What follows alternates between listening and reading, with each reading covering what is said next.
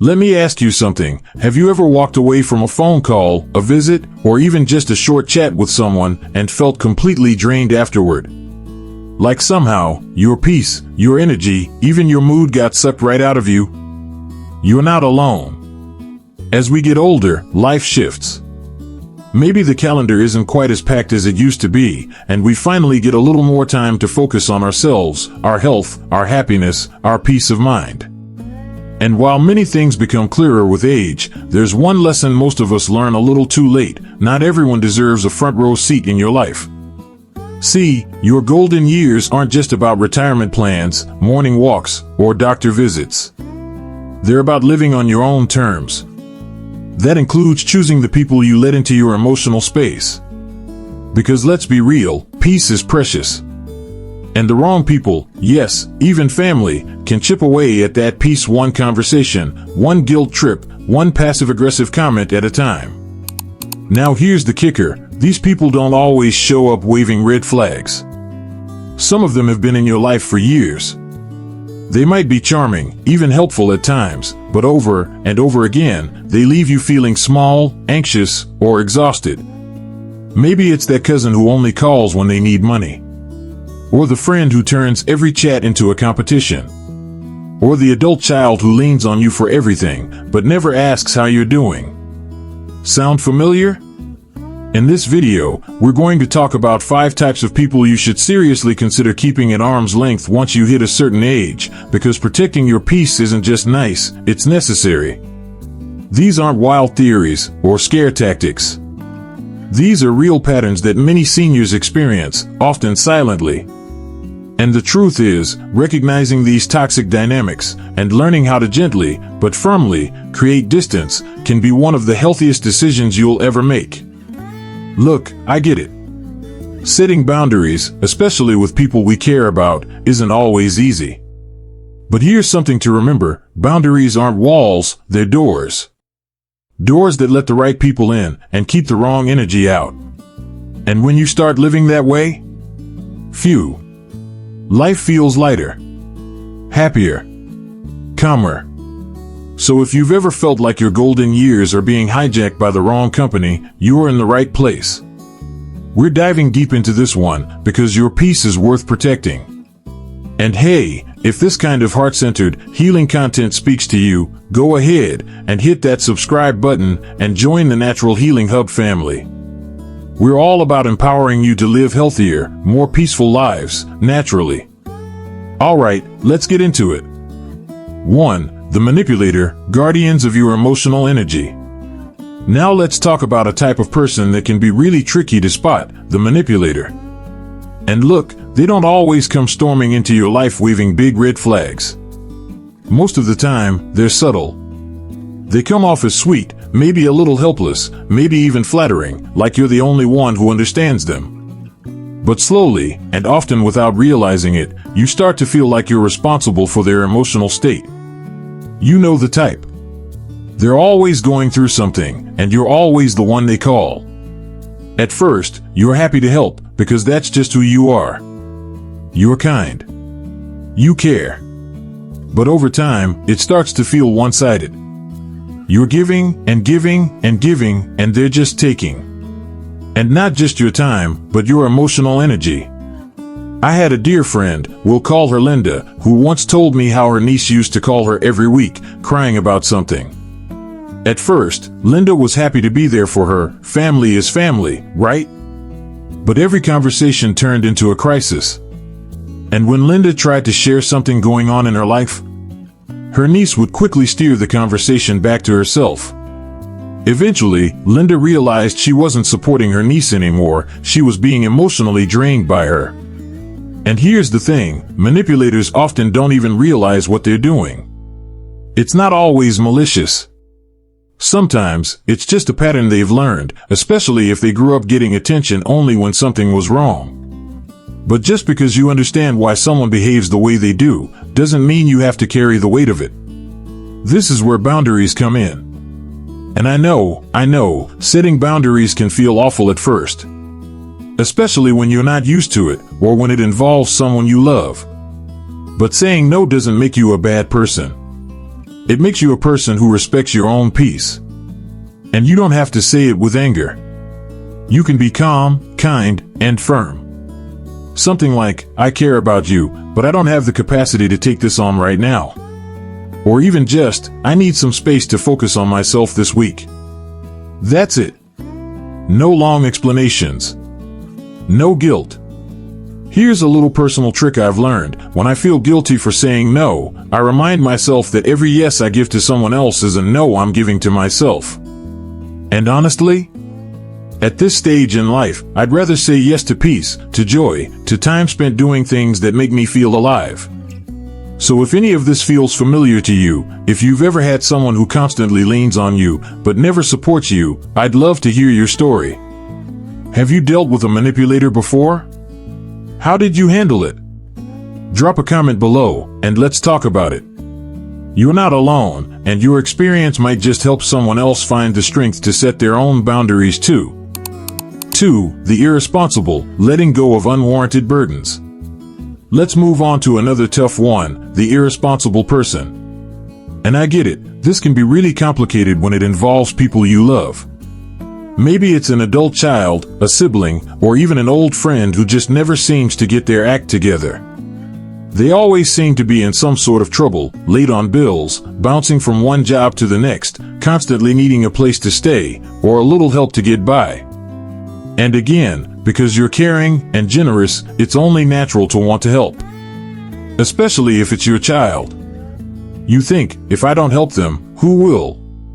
But here's the hard truth. When someone keeps repeating the same patterns and expecting you to bail them out over and over again, that's not just a burden, it's a cycle. And unless something shifts, it won't stop. I remember talking to a lovely retired school teacher, let's call her Carol. She had worked hard her entire life, saved up, paid off her home, and was finally ready to enjoy her golden years. But her adult son had other plans. Every couple of months, he'd come around asking for money. Rent, car repairs, groceries, and every time, there was a new reason. Carol kept saying yes because she felt guilty. But eventually, her savings started to dwindle, and she found herself stressed, anxious, even losing sleep.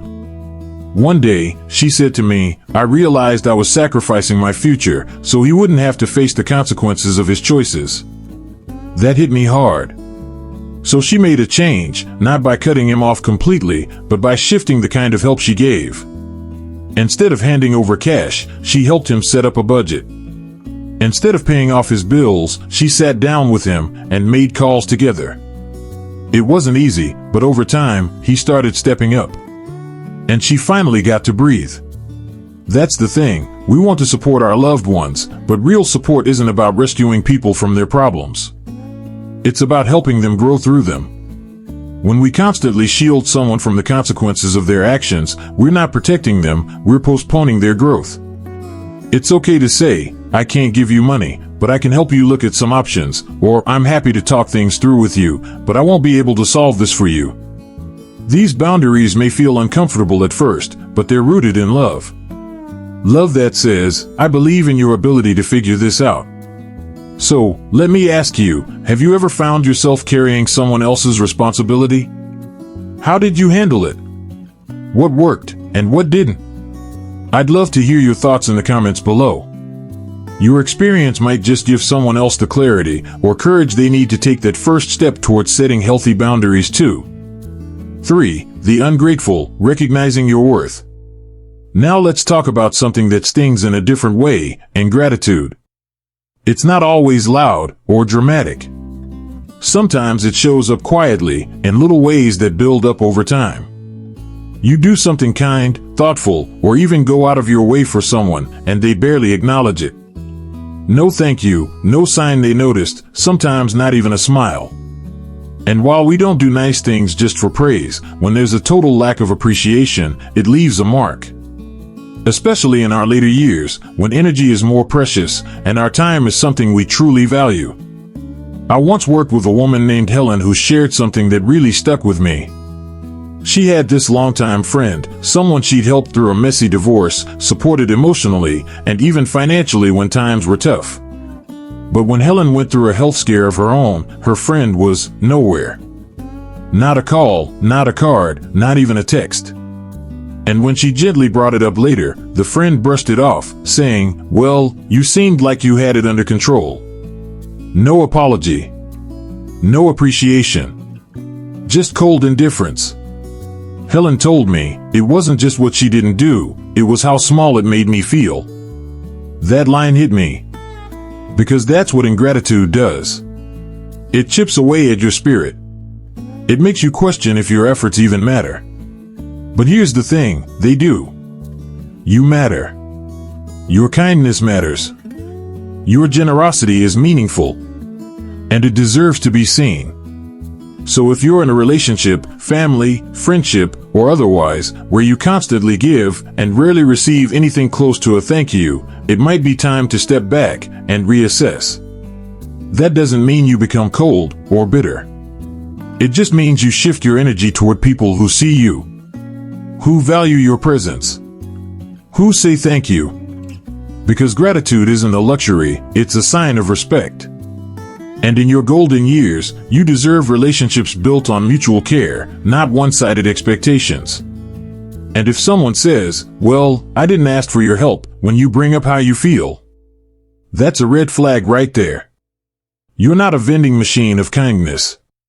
You're a whole person with feelings, limits, and worth. Never forget that. I'd love to hear from you. Have you ever dealt with someone who just didn't appreciate what you brought to the table? How did that affect you? Did you set a boundary, or was it hard to walk away? Let me know in the comments. I read every one, and your story might really help someone else going through the same thing. 4. The narcissist, reclaiming your voice. Let's take a moment to talk about narcissists. You know the type, every conversation somehow circles back to them. You could be telling a story about your grandchild's graduation, and suddenly it's all about their promotion, their latest purchase, or their new diet. You end up feeling like a background character in your own story. Now, don't get me wrong, we all enjoy a little spotlight now and then. But narcissists take it to a whole other level. They rarely ask how you're doing unless it's a setup to talk about themselves. They downplay your accomplishments or dismiss your struggles. And over time, this dynamic can make you shrink a little. Maybe you start talking less, or second-guessing whether your feelings even matter. That's the real danger. It's not always obvious at first, but slowly, you start to feel invisible.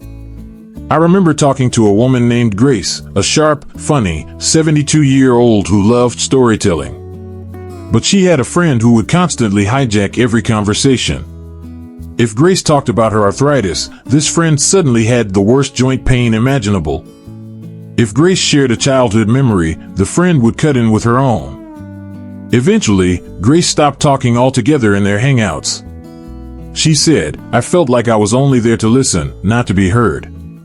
After a few sessions, we worked on setting gentle, but clear, conversational boundaries. Grace started steering conversations back when they were derailed. She'd say things like, "That's interesting, but let me finish what I was saying," or "I really want to get this off my chest, can I have a minute?" And the shift was immediate. She felt more empowered, and surprisingly, the friend started to respect those boundaries. Sometimes, people don't realize how much space they're taking up until you gently push back. The truth is, your voice matters. Your thoughts, your experiences, your opinions, they all have value. And anyone who makes you feel small for sharing them doesn't deserve center stage in your life. At this stage, conversations should be mutual, not one-sided lectures. Relationships should feel like a warm exchange, not a performance where you're stuck in the audience. So if you've got someone in your life who constantly turns every moment into their moment, take a step back and ask yourself, do I feel heard around this person? Or am I always playing the supporting role in their show? If the answer leans toward the latter, maybe it's time to rethink the script. Now, I'm really curious, have you ever had to deal with someone like this? A conversation dominator? A story stealer? If you found a way to handle it, or if you're still trying to figure it out, I'd love to hear your story. Drop it in the comments below. Your voice might be just what someone else needs to hear today. 5. The Chronic Critic, shielding your self-esteem. Let's be real, nobody likes to be constantly judged. And yet, many of us have someone in our lives who just can't help themselves. No matter what you do, it's never quite good enough. You cook a nice dinner, and they point out it's a little too salty. You mention a new hobby you've picked up, and they wonder if it's really worth your time at your age. It's exhausting, right? Chronic critics tend to mask their words under the idea that they're just being honest or trying to help.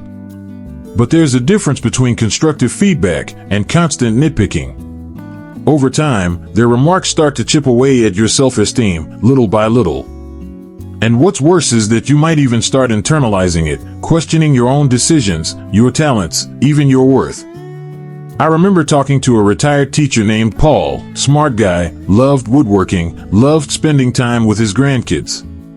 But every time he saw his older brother, he'd come away feeling smaller. His brother had a comment for everything: how Paul should manage his retirement funds, how he was wasting time building birdhouses, even how he dressed. Paul told me, "It's like no matter what I do, I'm still the little brother who can't get it right." That stuck with me. We talked about setting some emotional boundaries. Paul didn't want to completely cut ties, but he decided to limit those conversations and invest more time with people who actually celebrated him. His friends at the local community center were always encouraging. His daughter, too, started inviting him over more often for Sunday dinners, where he could just relax and be himself. And slowly, Paul started holding his head a little higher again. Here's the thing, life is too short, especially at this stage, to be constantly defending yourself or feeling like you're never enough. You've come a long way. You've earned the right to be surrounded by voices that lift you up, not drag you down. And yes, sometimes that means gently stepping back from people, even family, who don't know how to speak with kindness or encouragement. So if you've got someone in your life who's always finding fault, maybe it's time to ask, are their words helping me grow? Or are they just wearing me down? Protecting your self-worth isn't selfish, it's essential. And now I'd love to hear from you. Have you ever had to deal with a chronic critic? What helped you push through or set those boundaries? Share your experience in the comments. I know others out there will relate, and your story might give someone else the courage to stand up for themselves too. Conclusion: prioritizing your peace. So, as we wrap up today's conversation, I just want to take a moment to reflect with you. Life, especially as we get older, becomes less about how much we do, and more about how we feel while we're doing it. And a big part of that feeling comes from the people around us. The truth is, the company we keep can either nourish our spirit or quietly wear it down. Over the course of this video, we've talked about some tough but honest truths: the manipulator, the irresponsible, the ungrateful, the narcissist, and the chronic critic. These aren't labels to shame anyone, but patterns of behavior we need to recognize so we can protect our peace. Because at this stage of life, peace isn't just a nice idea, it's a necessity. You've worked hard, you've cared deeply, and now, you deserve to enjoy each day without walking on eggshells or carrying emotional baggage that isn't yours to hold. What I hope you take away from this is simple, but powerful: it's okay to say no. It's okay to pull back. It's okay to prioritize you. Because the healthier your emotional space is, the more joy, laughter, and true connection you'll invite in. And isn't that what this chapter of life is really about? I know for some of you, these topics might have hit close to home. Maybe you saw someone in your life reflected in the examples we shared today. Or maybe you saw yourself, realizing you've been giving too much, tolerating too much, or silencing yourself just to keep the peace. If that's you, I want you to know, you're not alone, and you absolutely have the power to make changes, even small ones, that can shift the entire energy of your life. If you found this video helpful, I'd love for you to give it a thumbs up and share it with someone who might need to hear this message too. And hey, I really want to hear your thoughts. Have you had to walk away from certain people to find more peace? How did you do it? What did it teach you? Leave a comment below, and let's talk. Your story might be exactly what someone else needs to hear right now. And if you're new here, or if you've been watching but haven't hit that subscribe button yet, now's a great time. Join our community here at Natural Healing Hub, where we're all about living well, healing gently, and aging with intention. We've got so much more to share on wellness, relationships, mindset, and living a fuller, more peaceful life, naturally. Thank you so much for spending your time with me today. It truly means the world. Until next time, take care of your heart, protect your peace, and never forget how much you matter.